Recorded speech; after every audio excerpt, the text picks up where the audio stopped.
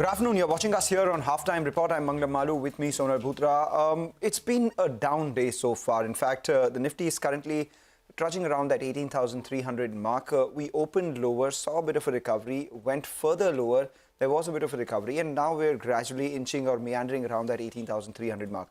What's not doing well, however, is the mid-cap end of things. We have nearly 2,000 stocks declining for almost 1,000 stocks which are advancing. So the advance decline ratio firmly in favor of the decliners.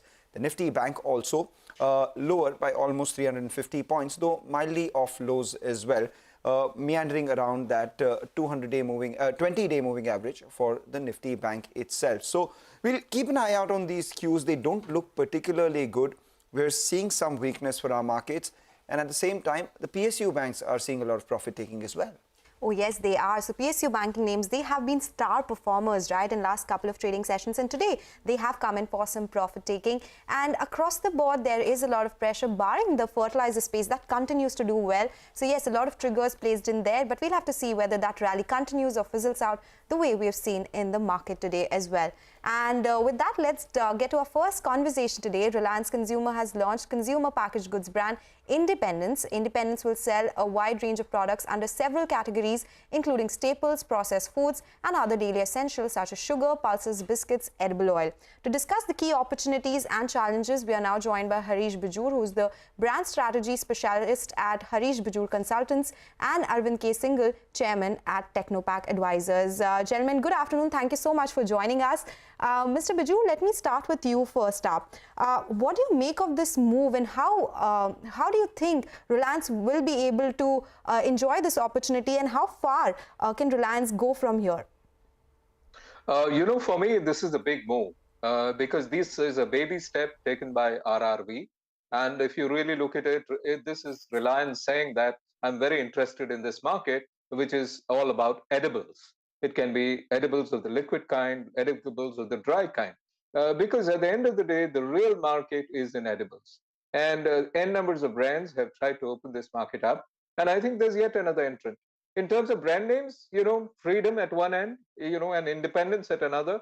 Both are oil brands, one from Germany and one from Reliance now. But this is Reliance striking the gong.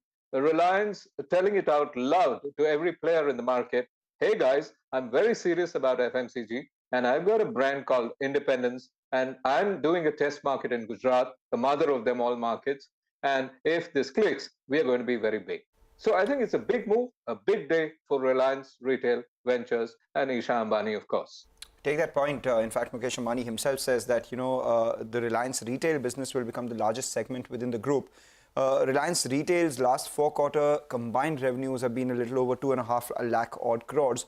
So even if they get about a fraction of that from the Reliance FMCG business, they could actually, on that huge base, make it larger as well. But, Arvind, he's like Harish said that it's going to be a lot more about edibles. But edibles is not only about having a product, launching it and going to the stores, etc.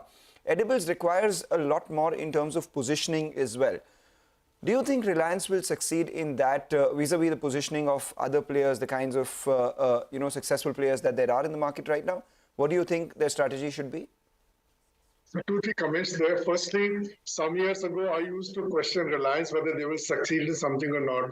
I've gone past that stage to have any doubt in my mind. Whatever they have done, they have defied conventional wisdom, and by and large have succeeded in whatever they have endeavored to start. Staples as a business, if I use the word staples, and the categories where Reliance has got into, currently is about $150 billion opportunity in India. And in our own company, we are estimating it to be more than $300 billion by 2032, which is about 10 years from now.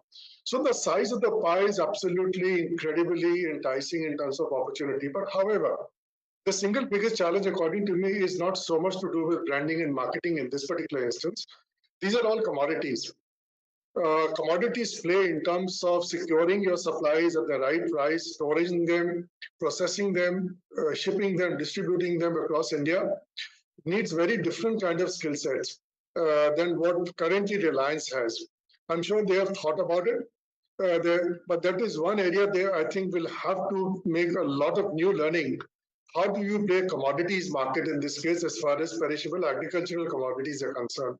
To me, that will be the single biggest thing to look out for, not the front end, according to me, where the market opportunity is very large. Okay. Mr. Bijoor, comment on this. According to you, what would the key opportunities and challenges be? As Mangalam mentioned and Mr. Singhal also spoke about how the supply chain really works. A lot needs to be done here. So what should Reliance Industries look out for in that case? Absolutely right in saying that, it is a supply chain issue.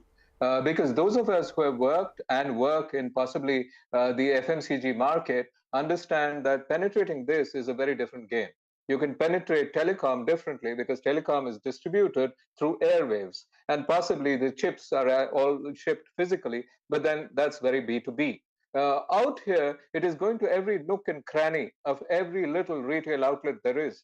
And we are a nation of shopkeepers, very small shopkeepers. So I think the choice of picking Gujarat is absolutely correct because Gujarat boasts of some of the biggest and most vigorous brands which are at the grassroots level.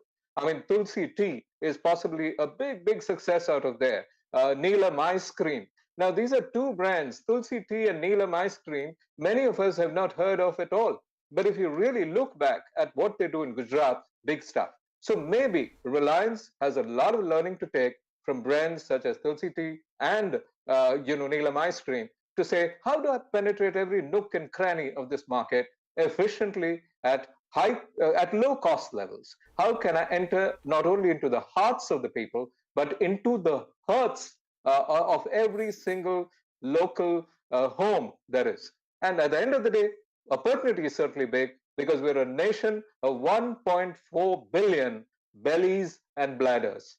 Reliance Retail Ventures is aspiring to enter into the belly category with its staples and the bladder category as well when it comes to water. So I think, how do you do it? 1.4 billion people eating 3 meals a day, and that's a lot of meals. How do you cater to these meals? That's the opportunity, that's the challenge, and that is something we need to watch as to how RRV penetrates out here. It sounds poetic when you put it that way, Harish, but I have to ask you this thing about, the moat that Reliance has here is the fact that it has its own retail ecosystem. But the bigger challenge for them, or the bigger opportunity, so to say, whichever way you look at it, lies by beyond their own ecosystem, putting their products out in general trade. You talk about the 1.4 billion mouths and bladders, etc., but a very limited number of them have access to Reliance's own ecosystem. Most of them are still purchasers from the traditional Kirana route, etc. Do you think that will be challenging for Reliance given the shelf space, etc., that, limitations that there are, and it is a supply chain game? They'll have to probably give a lot more in terms of margins, etc. Absolutely. A very good question, really, and a quick answer to this. Please note, this is RRV's baby steps, the first steps in the market. And this is going to be very direct to market. But then don't forget the intermediation systems they're bringing in. Remember, there is something called GeoMart out here. Remember, there's something called Geo Platforms, which is going to come.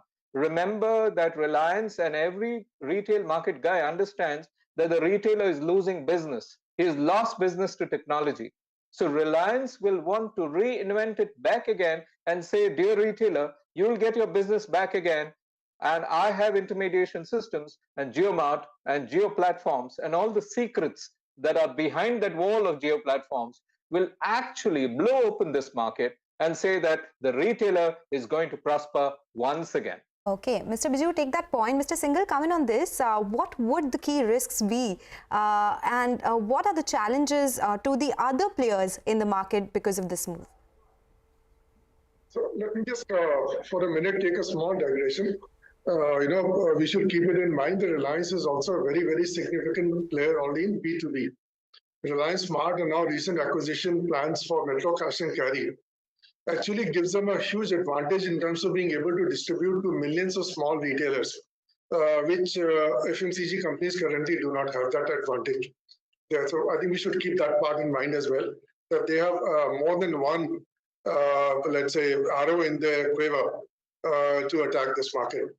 As far as the challenges to other companies are concerned, I can make a very generic statement the market today in India, as far as staples are concerned, is largely loose, unpackaged, and unbranded. So the lot of growth is actually going to happen because of the evolution of Indian consumer from unpackaged and unbranded staples to aspiring to get packaged at least and maybe then branded as well. So headroom, both in terms of absolute consumption volumes going up as economic growth happens, consumer behavioral changes taking place, provide opportunities at this time to just about every player. Not to worry too much about competition. I'm not saying don't ignore the competitors, but competition probably will not be that big a challenge. The bigger challenge would be, in my opinion, still how do you get the commodity part of the sourcing right? How do you get the distribution efficiencies in place?